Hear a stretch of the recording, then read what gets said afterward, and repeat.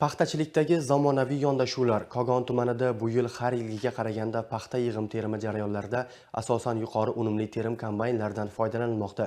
Masalan, Sorg'un mahallasi hududida faoliyat ko'rsatayotgan Oq oltin 97 fermer xo'jaligida bunga alohida e'tibor qaratilgan. Ayni paytda fermer dalalarda har gektar maydondan o'rtacha 55 sentnerdan xirmon ko'tarmoqda. Mavzuni muxbirimiz davom ettiradi. Kogon tumanida joriy yilda 2000 gektardan ortiqroq maydonga serhosil xorij paxta navlari ekilib, ulkan xirmonga mustahkam poydevor yaratildi. Bu boradagi natijalar shuni ko'rsatmoqdaki, xorij paxta urug'dan ekilgan maydonlar mahalliy navlarga qaraganda gektarlar hosildorligi yuqori bo'lishi bilan birga, tejamkorligi ham fermerlarning iqtisodiy jihatdan manfaatdorligini oshirmoqda.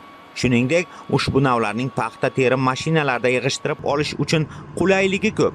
Masalan, tumandagi Sorg'un mahallasi hududida faoliyat ko'rsatayotgan Oq oltin 97 fermer xo'jaligida ayni chog'da har gektar maydondan 55 sentnerdan hosil olinyapti.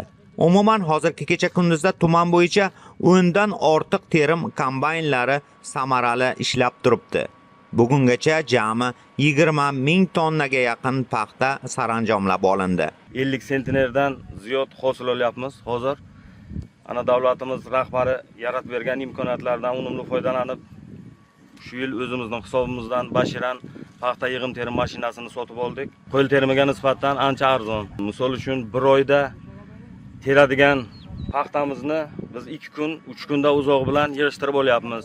Ta'kidlash joizki, keyingi yillarda qishloq xo'jaligini tubdan isloh qilish orqali mamlakatimizga resurs tejamkor, sifatli va erta pishar paxta navlari kirib kelmoqda. Kogon tumanida ham tizimdagi ishlarni zamonaviy yondashuvlar asosida yo'lga qo'yilishi ortidan yer egalarining qo'lga kiritayotgan muvaffaqiyatlar yil sayin mustahkamlanmoqda.